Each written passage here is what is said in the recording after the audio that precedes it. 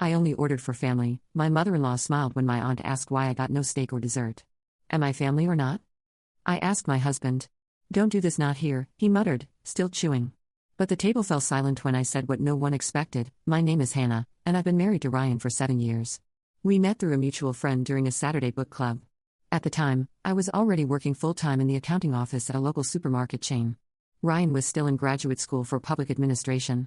He used to look at me with a quiet sort of admiration and say things like, "You're incredible. Working full-time while I'm just writing policy memos makes me feel lazy." I smiled. Then I thought it meant something when he got a job as a budget analyst at the city clerk's office. We moved into a modest rental just outside the city. That's when I first met his parents, Vivian and Tom. She wore Chanel perfume and judgment like a crown. He shook my hand like he expected change in return. His sister, Lindsay, 2 years older than Ryan, had never worked a day in her life, and she was proud of that. Vivian's first words to me, after a long silent scan, were, "Oh, I thought you'd be taller." Tom followed up with, "So, Hannah, you didn't go to college." The word "didn't" was soaked in pity. I didn't flinch.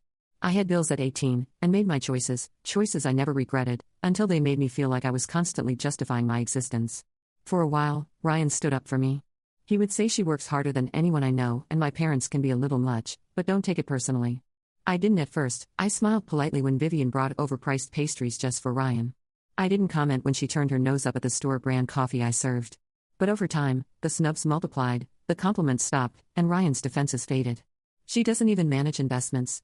I overheard Tom whisper once after flipping through my pay stub that Vivian had somehow gotten her hands on. "I don't know how you manage." Lindsay would say, with faux sympathy, "I could never do all that grunt work." Sometimes I'd find Vivian snooping through my drawers under the excuse of looking for a napkin. Once she pulled out my bank ledger and shook her head, "So little savings and no portfolio." Then to Ryan, "You should have married someone with at least a financial plan." Still, I tried every holiday, every birthday, every uncomfortable dinner. I showed up, I cooked, cleaned, smiled, poured drinks. One Christmas, I got a re-gifted candle while everyone else got tailored gifts with cards. No one noticed, not even Ryan. By our 6th year, I began to see my marriage for what it had become. I was the hired help with a marriage license. Still, I held on. We didn't have children, but we had history. I thought maybe, just maybe with time, we'd find our way back to how things were. That foolish hope kept me walking into their home with my head up, even as my heart sank. Last summer, they planned a trip to a lakeside cabin. Vivian told me to pack family getaway. She said I drove with Ryan to his parents' place, only for them to leave without me while I was in the restroom, just gone. Ryan later told me Mom said it should be just family. He said it like it was a fact, not an insult, "But I'm your wife." "Yeah," he said, "but you're not blood." The words cut deeper than he knew, or maybe he did know and didn't care. Now came the annual family lunch in August with all the extended relatives flying in that year. By some miracle, my store gave the entire team 3 days off in the name of wellness reform. I should have gone to the beach instead. I was drafted into service. Vivian called me the night before. "You'll help with prep. Guests expect a certain standard." Standard meant I was up at 6 a.m. chopping, dusting, vacuuming, wiping fingerprints off wine glasses while Ryan and his parents sipped espresso on the patio.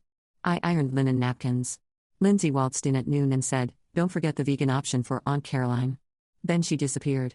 By lunch, I was wiped. My arms ached, my back throbbed. I hadn't even had coffee. Guests arrived warm and loud. I forced a smile, ushered them to their seats, topped off drinks, reheated sauces. Ryan didn't help when I asked him quietly to carry out the roast. He muttered, "You're doing fine." It wasn't until everyone was seated and food was being passed that I finally allowed myself to sit down. That's when Vivian stood. "I have a surprise," she said, with a saccharine smile, "just for family." She disappeared into the kitchen and returned with a tray on it 7 perfect filet mignons, cooked rare and glistening. Morning, she handed them one by one to Tom, Lindsay, Ryan and 3 other relatives, and for dessert, she held up a glossy white box imported French tarts, just for the family. Of course, everyone oohed and clapped, except me. There was no 7th plate, no dessert for me, just my half-eaten roast chicken from the first round. Silence stretched like a blade.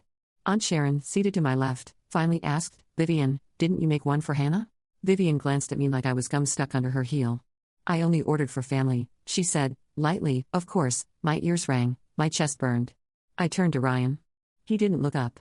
He cut into his steak. Aunt Sharon shifted in her chair. "Ryan," I spoke before he could tell me, "Ryan, am I family or not?"